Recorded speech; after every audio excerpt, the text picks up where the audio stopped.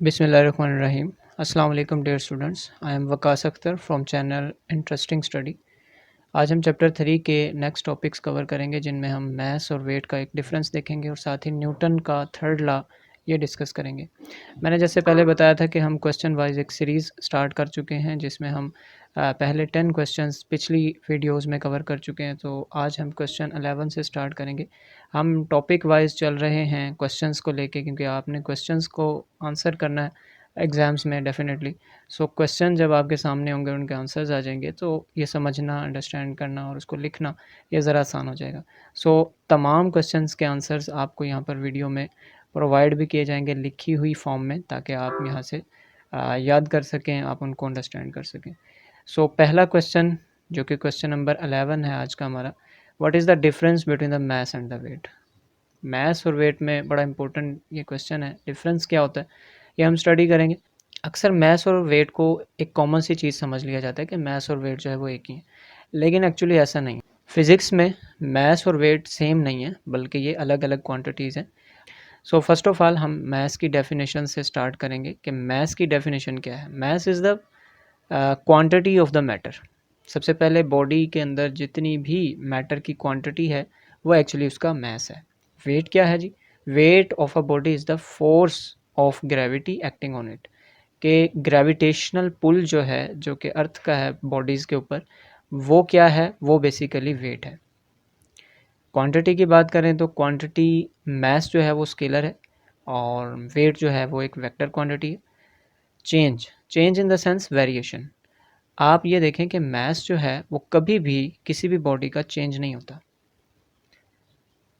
एक जगह से दूसरी जगह पर जब आप डिस्प्लेस करते हैं चीज़ों को, तो with the change of the place mass does not change. लेकिन वेट क्या है? It varies depending upon the value of जी।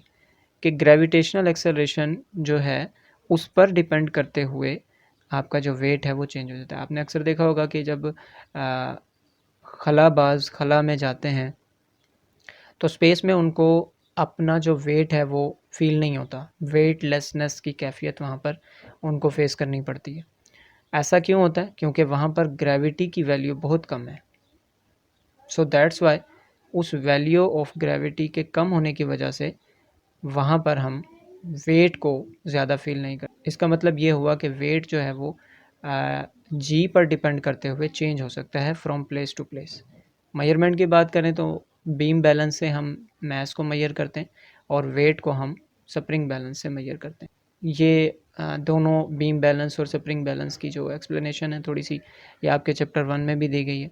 इसके बाद हम इसके एसआई यूनिट की बात करें तो मैस को हम केजी में यानी किलोग्राम्स में मेजर करते हैं और अब वेट जो है वो एक फ़ोर्स है। सो दैट्स वाई फ़ोर्स का जो यूनिट होता है न्यूटन, वही वेट का भी यूनिट होगा।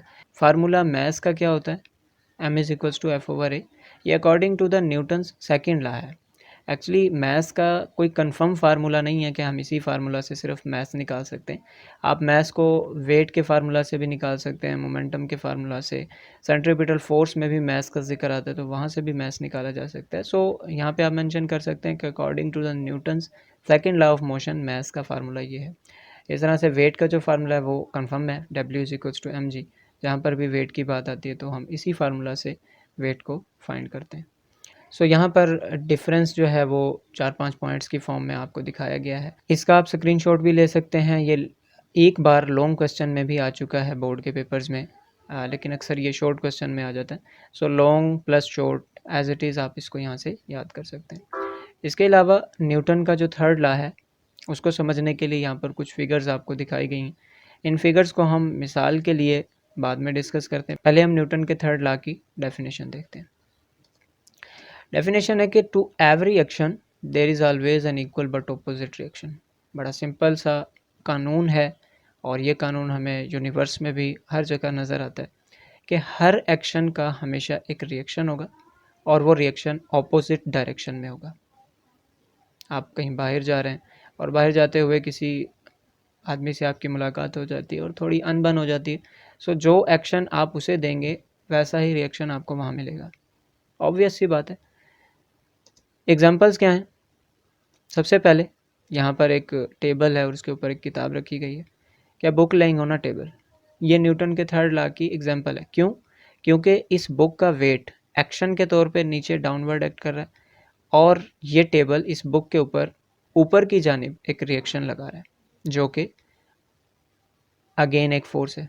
सो एक्शन और रिएक्शन दोनों की डायरेक्शन देखें तो अपोजिट है, लेकिन यहाँ पर एक्शन और रिएक्शन हैं दोनों इक्वल हैं, तभी ये बुक जो है वो टेबल पर रखी हुई है।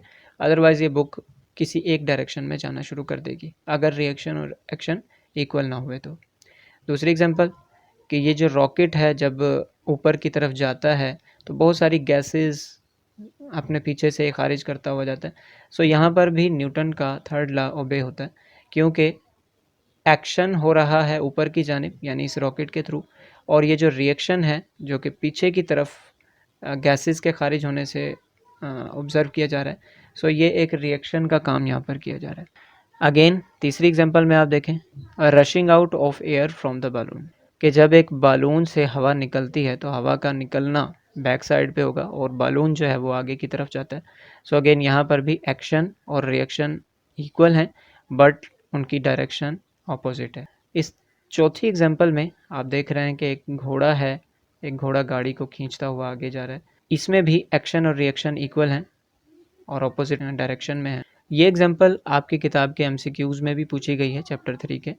वहाँ पर पूछा गया है कि अगर एक घोड़ा गाड़ी को खींचता है तो एक्शन कहाँ-कहाँ पर हो रहा है। तो एक्शन इस घोड़ा गाड़ी पर भी हो रहा है जो कि घोड़ा लगा रहा है और ज़मीन पर भी हो रहा है। सो अगेन यहाँ पर एक्शन और रिएक्शन इक्वल हैं लेकिन ऑपोजिट डायरेक्शन में। सो इसी के साथ ही जल्द हाजिर होंगे इंशाल्लाह नेक्स्ट वीडियो के साथ। अपना बहुत सारा ख्याल रखिएगा। तब तक के लिए अल्लाह हाफ़िज़।